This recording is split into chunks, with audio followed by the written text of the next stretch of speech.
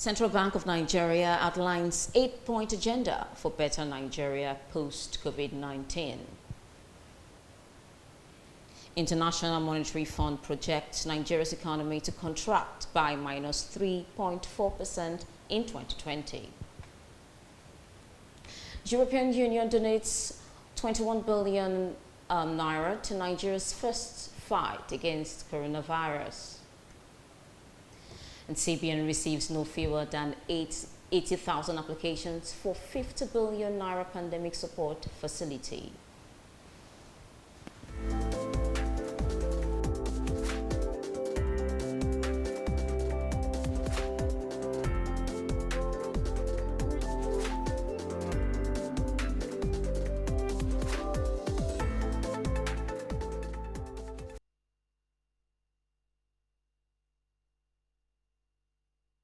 Well, thanks for joining us on today's business. I am Mercy Frank. Now we'll begin with news around what's happening in the world of business here in Nigeria, and we'll start from Central Bank of Nigeria, where Governor of the Central Bank, Godwin Emefiele, on Tuesday outlined an 8-point agenda for turning the pain from the current coronavirus tragedy into good for Nigeria. In a statement titled "Turning the COVID-19 Tragedy into an Opportunity for a New Nigeria," he said, quote, "I believe we must now envision and work towards a Nigeria with the cutting-edge medical facilities to provide world-class care to the sick and vulnerable, enable our universities and research institutions to provide the requisite education and training that is required to keep these ecosystems functioning sustainably and efficiently, and millions of Nigerians employed in meaningful and well-paying jobs. Now, this is the Nigeria that we must aspire to build," end of quote. Now, to achieve this, he said, firstly, Nigeria would require building a base of high-quality infrastructure, including reliable power, that can engender industrial activity, support both smallholder and large-scale agriculture production in select staple and cash crops. The Apex Bank chief also listed the urgent requirements to creating an ecosystem of factories, storage and logistics companies that move raw materials to factories and finished goods to markets, in using fiscal priorities to create a robust educational system that enables critical thinking and creativity, which would better prepare children for the world of tomorrow. And now to the growth projection by the International Monetary Fund. It said on Tuesday that Nigeria's economy would contract by minus 3.4% in 2020 from 2.2% in 2019. Now, Gita Gopinath, that's the IMF chief economist, disclosed this while presenting the World Economic Outlook at the ongoing virtual spring meeting of the IMF and the World Bank Group in Washington, D.C. Now, the inflation rate is projected to rise by 13.4% in 2020 from 11.4% in 2019 and to moderate to 12.4% in 2021, higher than the Central Bank of Nigeria's single-digit target of 6 to 9%. Now, on Nigeria's current account, IMF projects minus 3.3% contraction in 2020 from a negative of minus 3.8% in 2019. And in reaction to the IMF projection of Nigeria's economy, a Lagos-based economist, Damilola Adewale, has said IMF's forecast for full year 2020 looks pessimistic. And according to him, he said it is no brainer that Nigeria's economy will contract by the first half of 2020. However, by the second half, the virus should have been arrested.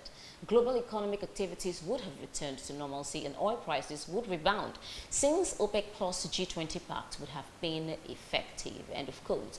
He added that putting this together, a relatively average growth performance in the second half of 2020 will moderate the impact of contraction for the first half of 2020 on full-year growth numbers. So, the minus 3.4% is somehow unrealistic. The IMF had earlier projected global growth at minus 3.0% to 2020, an outcome far worse than during the 2009 global financial crisis. All right, moving from Nigeria to everywhere in the world, the International Monetary Fund has predicted the great lockdown recession would be the steepest in almost a century and warned the world economies to contraction and recovery will be worse than anticipated if the coronavirus lingers or returns. In its first World Economic Outlook report since the spread of the coronavirus and subsequent freezing of major economies, the IMF estimated on Tuesday that global gross domestic product will shrink this year, and that companies to a January projection of 3.3% expansion would likely mark the deepest dive since the Great Depression. It would also draft the 0.1% contraction of 2009 amid the financial crisis, while the fund anticipated growth of 5.8% next year, that is 2021, which would be the strongest in record dating back to 1980. Now, it's cautioned that risks are tilted to the downside, and it depends on the longevity of the pandemic and its effects on the activity and related stresses in financial and commodities markets. And now to sharing news, President Muhammadu Buhari has expressed appreciation to the European Union for donating 50 million euros to support Nigeria's efforts at controlling the spread of the coronavirus pandemic. Now, the president spoke on Tuesday when he received an EU delegation to the country led by Ambassador to Nigeria, Ketil Carlsen. Now, President Buhari said the donation, which amounts to 21 billion naira, would go a long way to prevent a community spread of the virus, while it would revitalize the national health care system. Our State House correspondent, Kehinde Amodu, reports. The donation channel through the UN COVID-19 Basket Fund is so far the largest single contribution to the response in Nigeria and the largest support that the EU is providing anywhere outside Europe. President Buhari is sending condolences of the government and people of Nigeria to EU member countries and families who lost their loved ones as a result of the COVID-19 pandemic. He's also appreciative of the fact that despite the huge toll the pandemic has taken on Europe, the EU is still gracious enough to remember its strategic partners. One of the EU's interventions that is up for mention is the recently launched Team Europe package to support countries in the fight against the coronavirus pandemic and its consequences. The recent launch of the Team Europe package to support countries in the fight against the coronavirus pandemic and its consequences is commendable. This intervention, which is a collaboration between the European Union, its member states, and financial institutions such as the European Investment Bank and the European Bank for Reconstruction and Development, will go a long way in ensuring the impact of this pandemic is controlled and contained. Leader of the delegation, Ambassador Carlsen, announced that the Union was mobilizing other sources of funding, noting that it had already paid 1.2 million euros to UNICEF, and goods purchased through that funding are expected in the country soon. The European Union will provide 50 million euros in addition to the 1.2 million euros already provided, equivalent to some 21 billion naira, channeled through the UN COVID-19 Basket Fund. And this is, as the Honorable Minister of Foreign Affairs already mentioned, by far the largest single grant contribution that we are aware of to the response in Nigeria. And it is certainly the largest support that the EU is providing anywhere outside of Europe currently. So we heard your call for assistance, Your Excellency, and we reacted swiftly. The EU ambassador congratulated the president for his address to the nation on Monday, stressing that indeed the current situation was no joke. Reporting the State House, Kehinde Amodu. Take a break, and when we come back, to this business continues. Shareholders under the aegis of New Dimension Shareholders Association have called for an urgent review of the proxy AGM arrangement, insisting that the current practice contradicts the Companies and Allied Matters Act and laid down a rule for such exercise. Now, shareholders not attending a company's annual general meeting may exercise their voting right by proxy, or they may vote by mail as stipulated in the Companies and Allied Matters Act, the CAMA.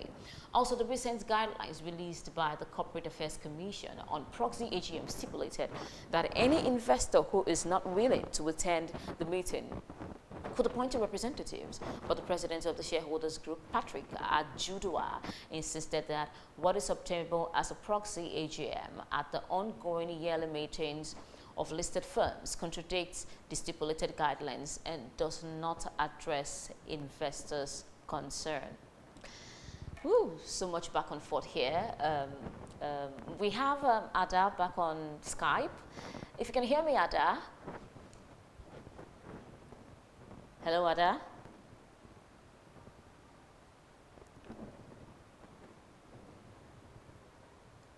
Can Ada hear me here?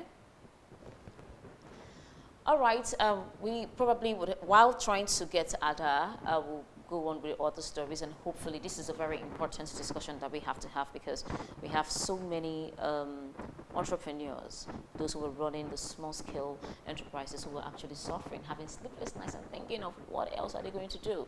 This is the kind of business that some of them have had sleepless nights, spent most of their lives building, and is it going to go down in history that they are unable to go on with their business? I guess not. So it is very important that we have to get Ada. Okay, information just reaching me is that we have Ada back. Hello, Ada.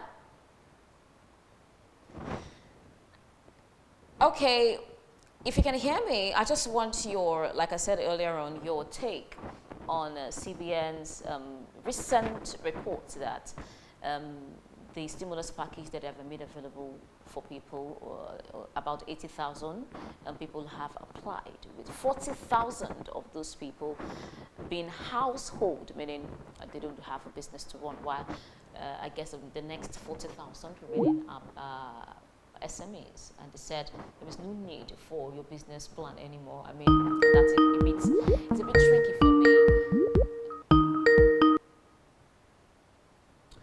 All right, sorry, we're having so much issues, I guess, with the network. We hope, we keep trying to ensure that we get Ada so we can treat this issue straight on. But let's go over to the electricity, which is in the news right now, as people are trying as much as possible and are praying that the government and the discos find a way to ensure that there is enough electricity for them, so that they can stay in the house and not and resist the urge to come outside. Now, power generating companies, GENCOs, and states should have stakes in distribution companies to resolve the intractable electricity challenge in Nigeria. This is according to the recommendations by a government panel. Now, the report of an ad hoc committee by the National Economic Council on reforming the power sector, exclusively obtained by media, recommends altering the ownership structure of the discos. Now, the committee, headed by Nassar El-Rufai, the Kaduna State Governor, recommends that states play a leading role in the sector by allocating at least 27% shares out of the 40% government equity in the discos to state and the local government, while federal government retains the rest. Now, it also recommends that GENCOs be encouraged to invest in discos to aid their recapitalization, while players observe the contract terms and operators respect governance rules. Now, Sunday Otunto, Executive Secretary, Association of Nigerian Electricity Distributors, when contacted for comment, said he would need to see the full report before he could speak on the matter. Yeah, it's our prayer that the electricity issue gets resolved, because it is quite a big one. Now we'll move over to maritime, as terminal operators in Nigeria ports have heightened the fight against coronavirus, with several of them committing funds to humanitarian grants to quell the spread of coronavirus in the country. Now, with several donations arising from the maritime sector, the latest intervention is coming from Nigeria's largest roll-on, roll-off, that's the Aro Terminal Ports and Terminal Multi-Service Limited.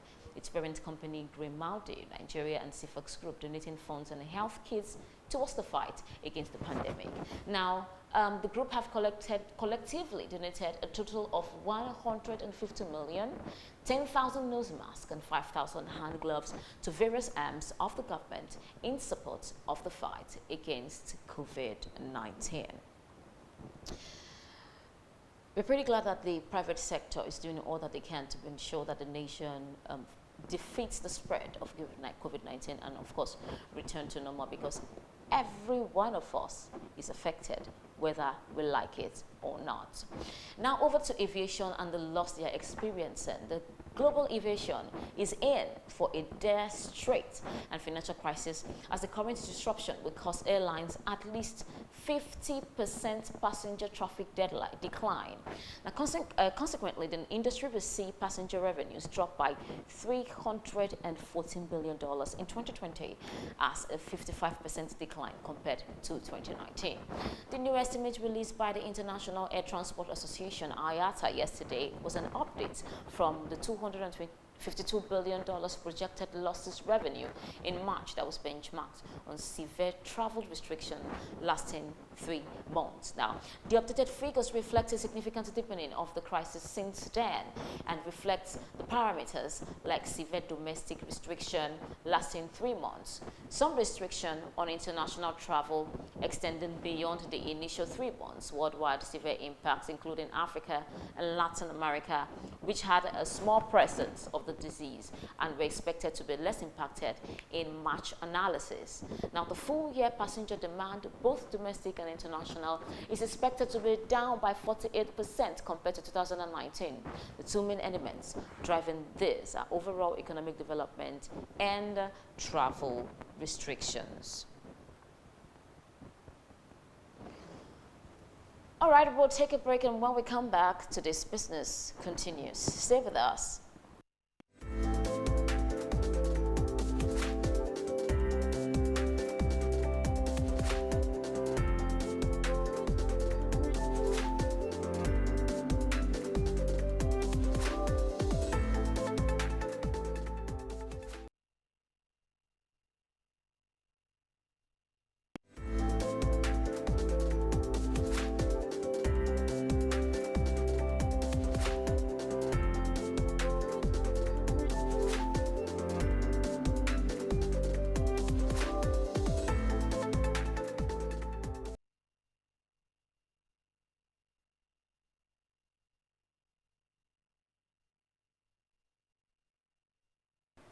You're welcome back. If you are just joining us, you're watching Today's Business.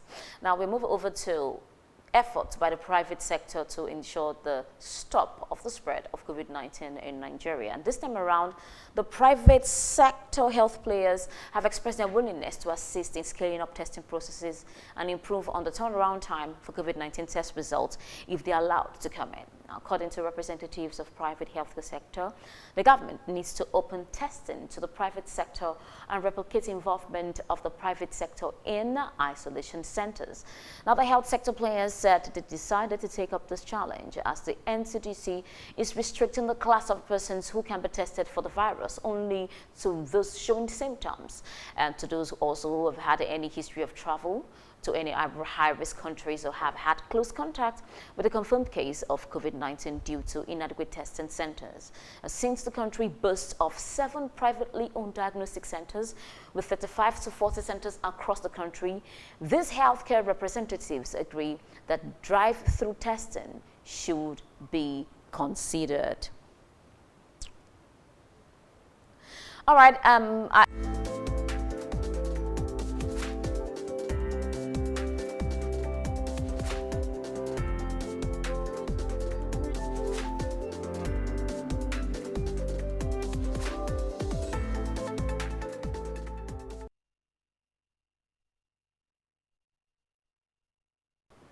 You're welcome back. Now, no fewer than 80,000 loan seekers have applied for the 50 billion naira targeted credit facility introduced by the Central Bank of Nigeria, that's the CBN, as a stimulus package to support households, micro and small medium enterprises, the MSMEs, affected by the COVID-19 pandemic. Now, the objective of the facility is to allow firms to remain afloat, ensure that people stay employed, as well as to mitigate the negative impact of COVID-19 on the economy. Now, the managing director of Nisral Microfinance Bank, which is supporting the special facility, Mr. Abubakar Puri, told journalists that so far 80,000 applications had been received from households and MSMEs. Akure stated that 40,000 of the applicants were households, adding that the microfinance bank was already processing the application with disbursements billed to commence next week. He, however, added that the loan was not a grant but repayable. Now, Kure noted that in order to stem the further controversy over alleged payments of fees to access the funds, the microfinance bank had resolved that business plans would no longer be mandatory requirement, while the third-party provision of a business plan is no longer compulsory.